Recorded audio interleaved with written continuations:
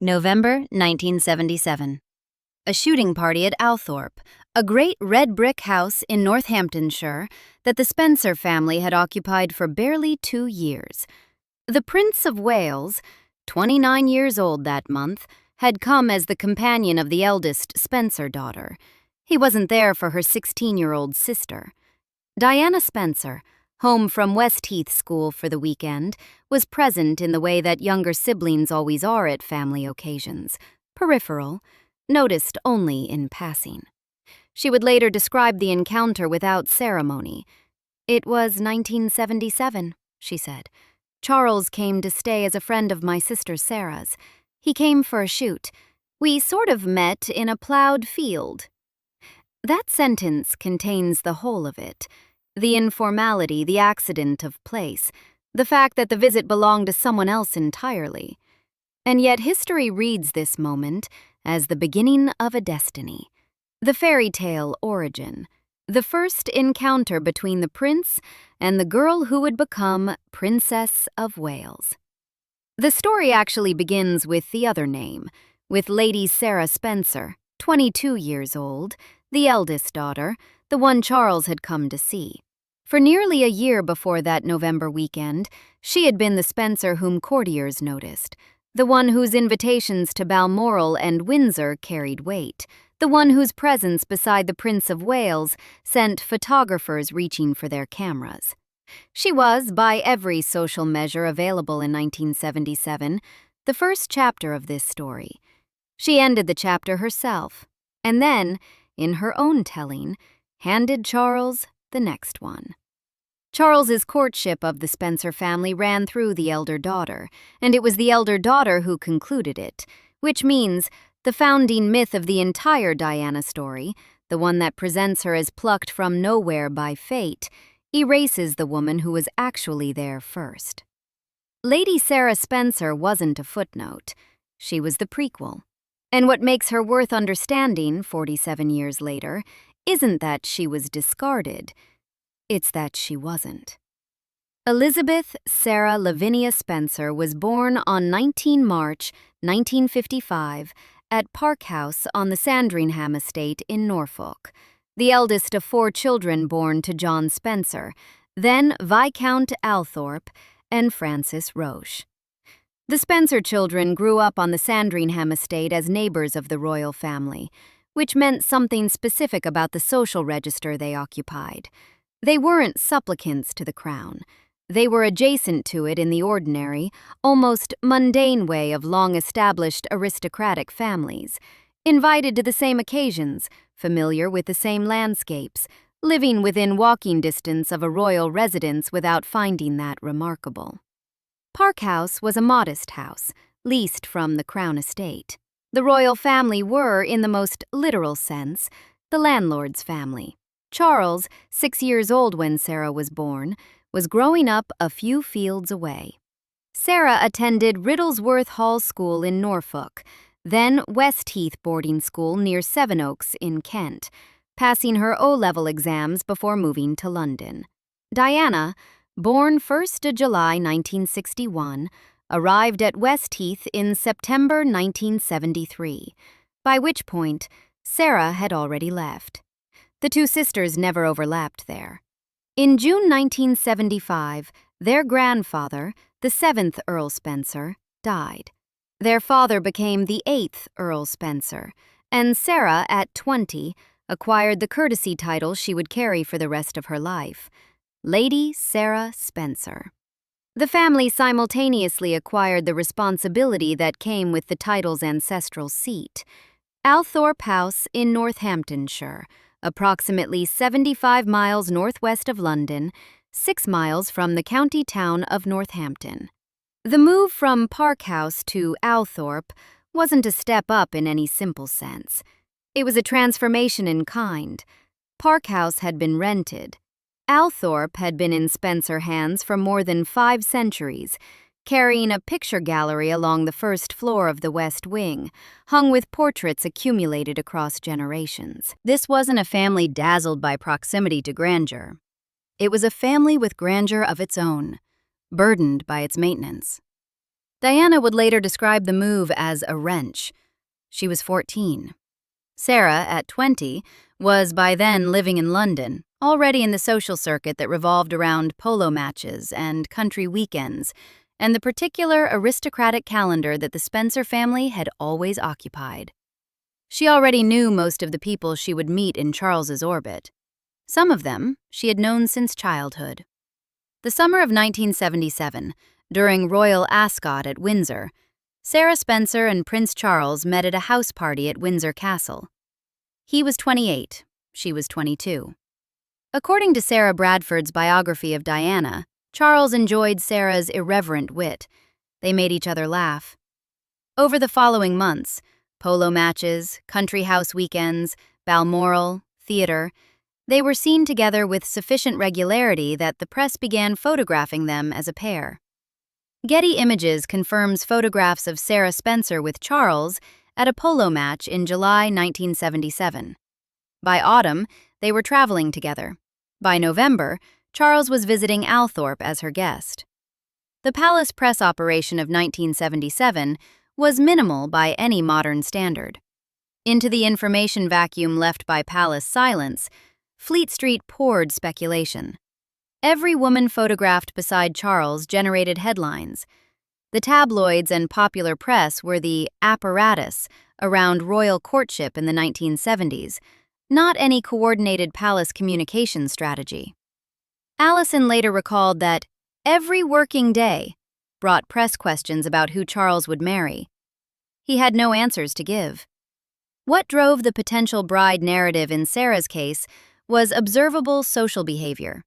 She was aristocratic, she was young, she was British, she was being invited to Windsor and Balmoral. Those invitations, in the press reading of royal social life, carried significance. Whether any editor formally penciled her in before the relationship began is a harder claim than it sounds.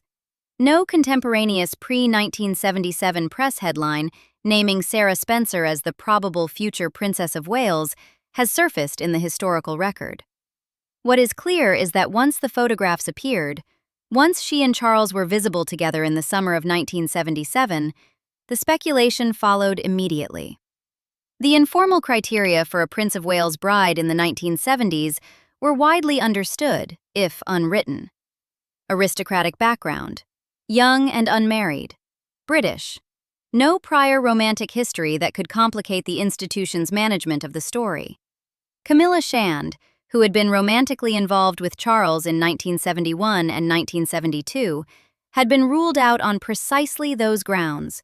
She was considered insufficiently elevated in background, and her romantic history preceded the relationship with Charles. She had also, by July 1973, married someone else, Andrew Parker Bowles, the Guards Chapel. Charles, by several biographical accounts, was devastated. By 1977, Camilla had been a married woman for 4 years. She and Andrew Parker Bowles had moved into the polo and country circuit, where Charles spent much of his private time. The connection between Charles and Camilla, documented by those in his circle, continued throughout the marriages and relationships of the mid-1970s. Tom Bower's book Courtiers notes that by 1977, those within Charles's immediate world were aware of the understanding. The wider public wasn't. Jonathan Dimbleby's authorized biography, published in 1994, was the first major disclosure. Charles's own television interview admission of the relationship came in the same year. Sarah Spencer, in autumn of 1977, was dating a man whose emotional center of gravity was elsewhere. She moved in the same circles as Camilla. She attended the same polo matches and country weekends. What she knew precisely isn't documented. No source records her specific knowledge, and it would be overreach to claim otherwise. But the social circuit wasn't large, and the people who moved through it weren't unobservant. What was knowable in those circles in 1977 is a different question from what was publicly proven. And the answer to the first question is quite a lot. The ending, when it came, was delivered in a restaurant rather than a palace, and it was delivered by Sarah. In early 1978, after a ski trip to Klosters, Switzerland, where photographs of Sarah beside Charles again generated engagement speculation. Two journalists, James Whittaker of the Daily Mirror and Nigel Nelson, lunched with Lady Sarah Spencer. She spoke candidly. She spoke, by the journalist's own later account, as someone whose head had perhaps been turned by the months of press attention, speaking freely about the relationship and about herself. What she said was published in Woman's Own and then picked up by Time magazine. The version of the central quote that appears most consistently across multiple independent sources, newspaper features, biographies, and the Mirror's own retrospective account by Nigel Nelson, runs as follows, with the caveat that this is reported speech rather than a verbatim archived transcript. There is no chance of my marrying him. I'm not in love with him, and I wouldn't marry anyone I didn't love, whether he were the dustman or the King of England. She also reportedly said, "Charles makes me laugh a lot. I really enjoy being with him."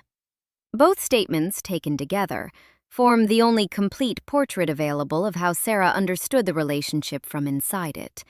She liked him, she wasn't in love with him, and she placed the question of love above every other consideration, above title, above the institutional weight of what being Princess of Wales would have meant, above the social expectation that had been accumulating around her for months. The principle she expressed wasn't radical as a principle. What was remarkable was that she stated it, on the record, to tabloid journalists about the most eligible bachelor in Europe. Charles, when shown the article, reportedly responded with words to the effect of, "You've just done something extremely stupid." The exact wording varies slightly across sources. Some have incredibly rather than extremely, but the substance is consistent across multiple independent accounts. He was angry, and he considered the interview a catastrophic miscalculation. The relationship dissolved after that. Multiple accounts describe Sarah as having been frozen out of the royal entourage following the interview's publication. The press, which had been photographing her alongside Charles through the summer and autumn of 1977 and into early 1978, lost its subject when the access to Charles evaporated. By 1981, when Charles and Diana's engagement was announced, Sarah appeared in press coverage not as a prior claim on the prince, but as the woman who had, in her own joking account, made the match. The myth produced from this sequence is neat and durable. A young woman got too close to royalty, said the wrong thing, and was cast aside. The machine moved on. The next candidate appeared. The record is more complicated and more interesting. Sarah Spencer's stated position, she wouldn't marry without love, regardless of rank, wasn't a mistake.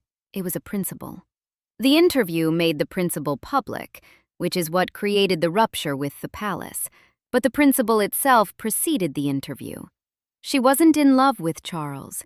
She had said so explicitly as part of the same lunch conversation. "I'm not in love with him." The woman's own piece didn't change how she felt. It changed what the palace could pretend was still possible.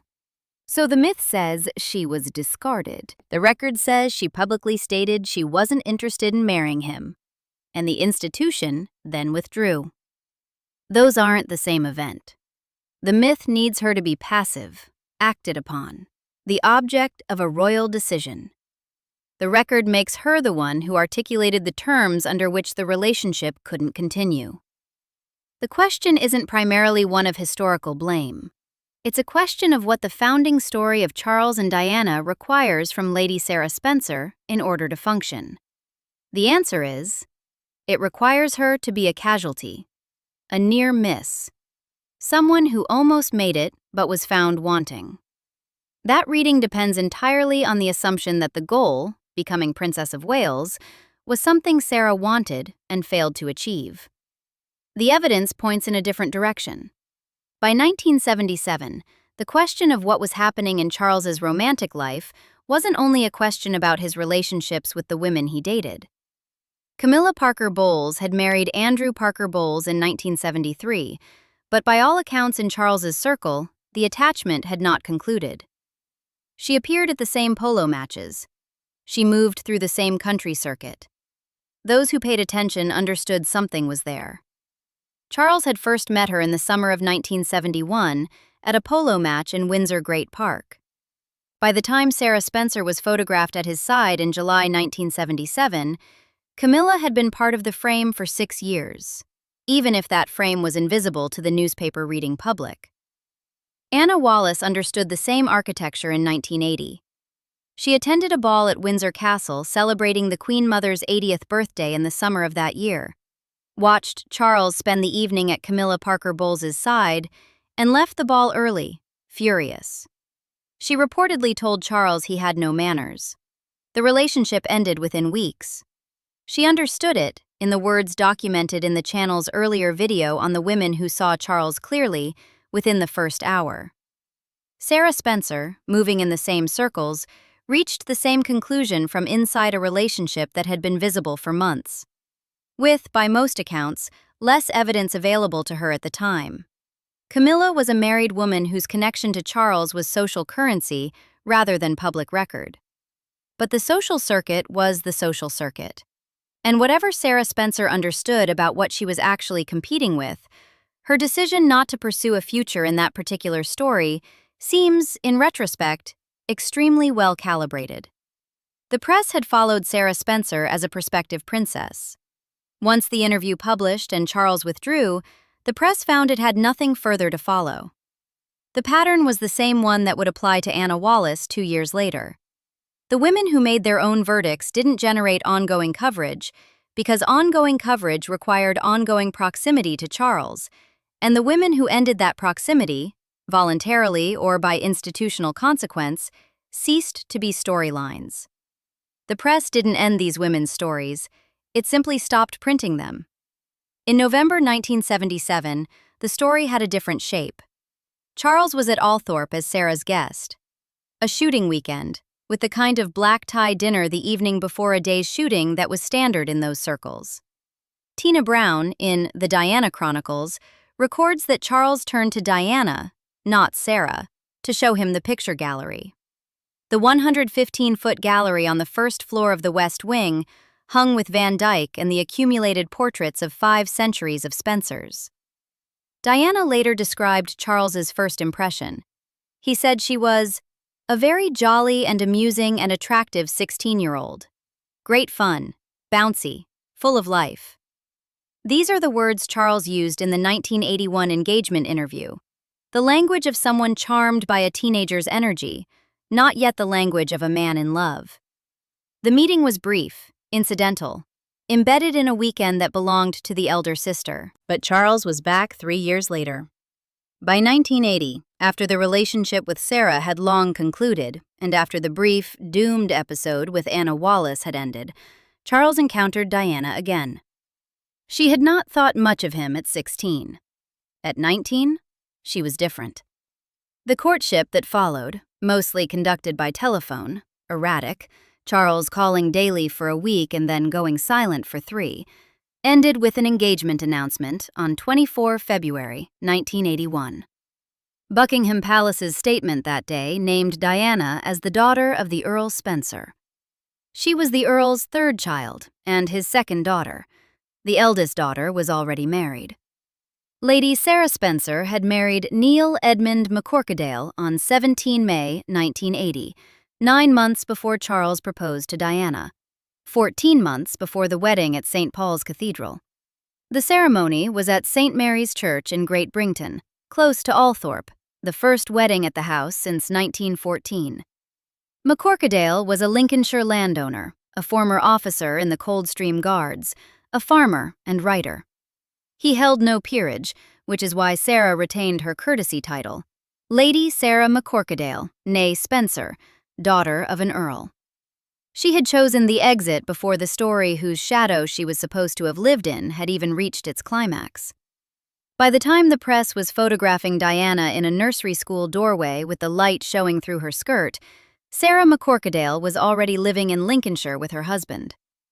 In 1981, concurrent with the engagement announcement, a reporter from The Guardian asked Sarah about her prior relationship with Charles and her connection to the match. Her answer was preserved in the paper's own archive, published on 25 February 1981, the day after the announcement. The Guardian reported, "I introduced them. I'm Cupid." John Ezard and Alan Rusbridger's piece attributed the line to Sarah directly. She said it at the time of maximum national jubilation about the engagement, when Diana was being described in the press as the girl who had won the prince, and Sarah's register was, by every account that has quoted her, playful. One source describes her as having said it gleefully. This is the important detail about the Cupid claim. She made it in 1981, during Diana's lifetime, at the height of public joy about the engagement. It wasn't a post-1997 reframing, not a grief-processed retrospective, not a recalibration made from the comfortable distance of her sister's death. It was a joke made in real time, by a woman who seemed genuinely pleased with the outcome.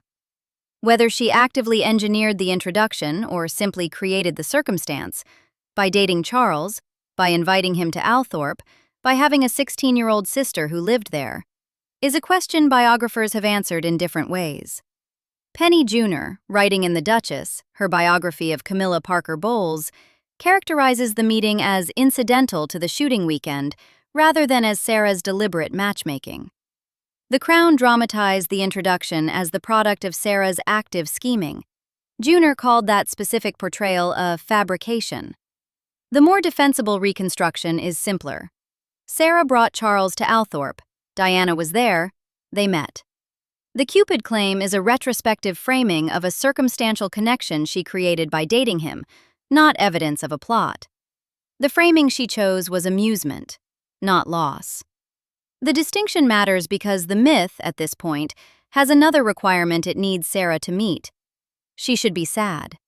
She should be visibly diminished by what happened. She should have the look of someone who knows exactly what she didn't get. In 50 years of subsequent public record, she never provided that.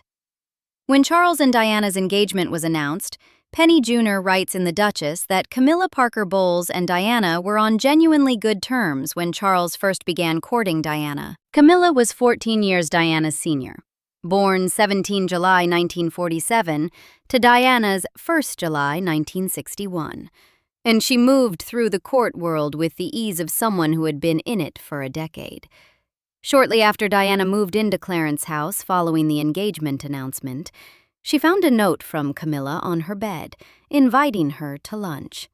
Junor's account frames this as friendliness. Diana's later reconstruction of the same period, preserved in the Morton tapes recorded in 1991 and 1992, framed it differently. The gap between those two framings is the whole history of what followed. Sarah McCorquodale watched the wedding from inside the Spencer family. She attended. In a ceremony watched by 750 million people around the world, in St. Paul's Cathedral on 29 July 1981, her youngest sister married the man Sarah had been photographed beside at polo matches in 1977. No contemporaneous account from that day records Sarah as looking anything other than what she was, the sister of the bride. She became extra lady-in-waiting to Diana in 1992, the year the marriage's collapse became public, and the year Andrew Morton's biography, constructed from Diana's secret tapes, was published. Diana's own words on those tapes, in describing her early relationship with Charles, called Sarah one of the few people I knew I could trust. The woman who had been Charles's companion in 1977 was, 15 years later, among the small circle that Diana relied on during the marriage's disintegration. What the Morton tapes also contain is Diana's own framing of her story, and that framing, as the author of her own mythology, does not center Sarah Spencer as a meaningful prior chapter. The Althorp meeting is noted. The emphasis is on Diana's experience. This isn't a criticism. Diana was recording the tapes to document her own life, not Sarah's. But it helps explain how the Charles and Diana story was assembled in the public record. Diana's voice is in the archive, and Sarah's role in her telling is incidental.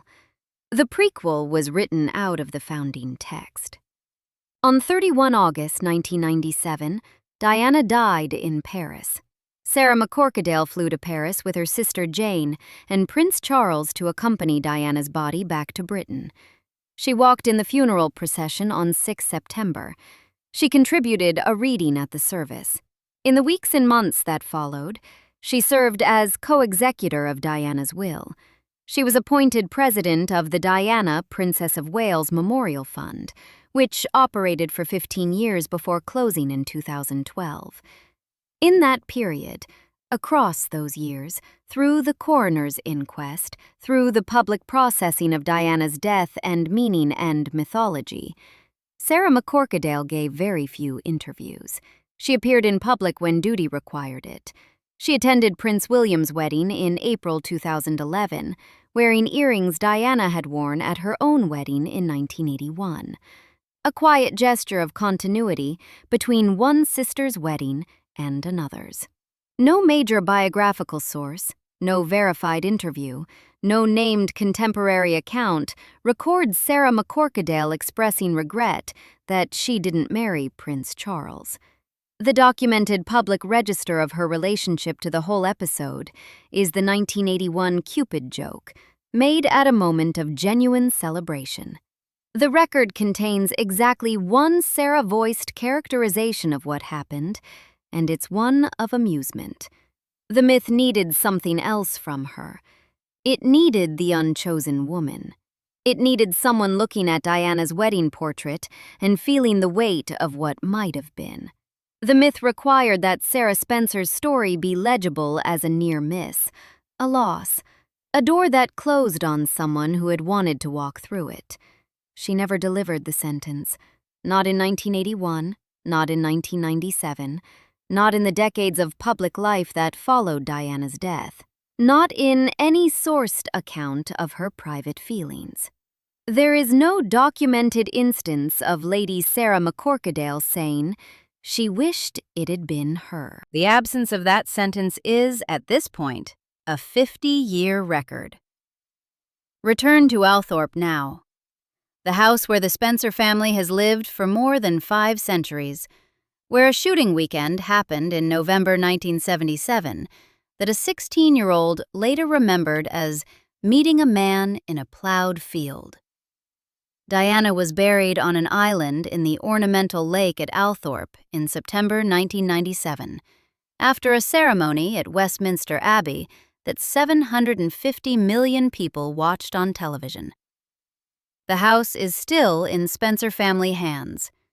Sarah McCorquodale lives in Lincolnshire, near Grantham, with the man she married in May 1980, 3 children, and a life that has been conducted almost entirely outside the register in which her sister's story was told and retold.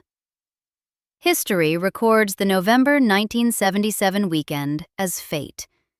2 people met in a field, a story began, a princess was made.